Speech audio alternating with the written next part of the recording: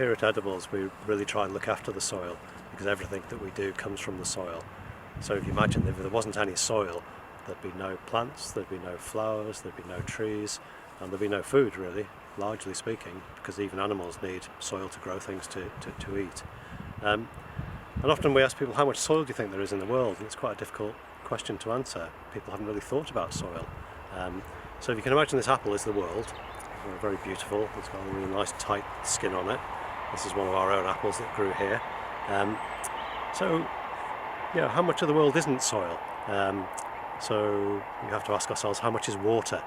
So we've got seas and lakes and oceans and rivers, and surprisingly, that's about 3/4 of the surface of the earth is covered in water.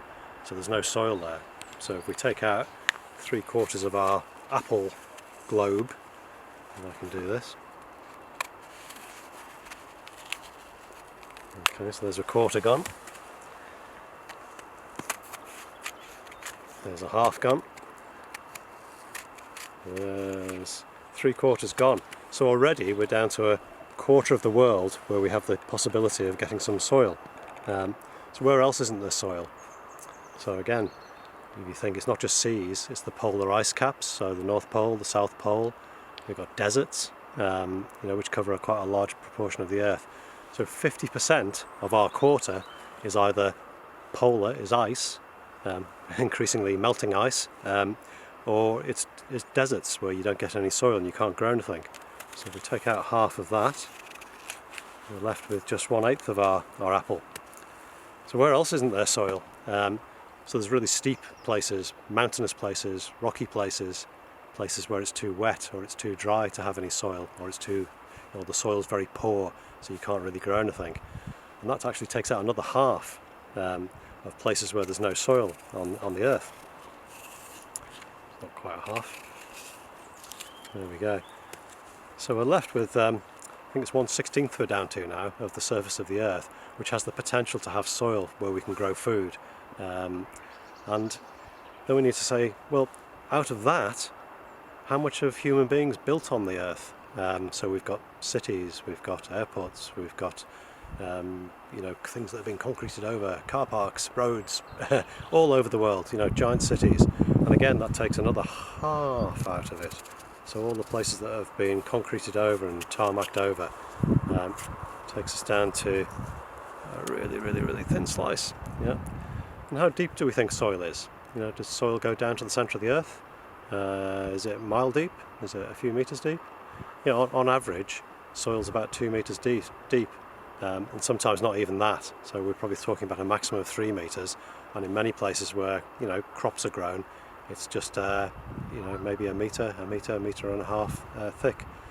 So if we take a little slice off that to try and represent the depth of soil. So again, we're going to get rid of the core all the way to the centre of the earth.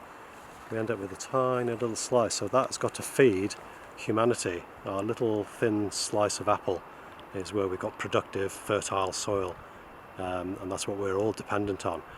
And if we actually lose soil through erosion or killing off all the microorganisms and worms and insects that live in soil, we've got a dead planet really, and we can't grow the food that we need to survive. And not just us surviving, but the rest of the natural world and all the sort of living beings within it. So what we're trying to do is, soil interestingly takes about 500 years to produce just 1 centimetre of soil through natural processes and the erosion of rocks through water. So what we're trying to do here is to try and accelerate that in our lifetimes to actually build soil back. So on the beds that we have here at Edibles, every winter we put a lot of compost on the beds, which then rots down. So we might start off with this much compost, and it'll end up just a tiny amount of soil, but we're doing it every year and every year. So it's a regenerative farm. We're trying to not just sustain what we've got and look after what we've got, but we're trying to regenerate it and actually build soil back.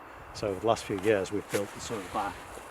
And what you end up with out of all our compost and all our vegetable matter and leaves and grass and kitchen waste is really lovely rich soil. And if we look after the soil in winter, it means we get really good crops in summer. So this time of year, when the snow's on the ground, we're out composting the beds, and the work we put in now will pay us back in the summer. And we're actually building back the soil to try and keep this really thin layer of soil going across the world.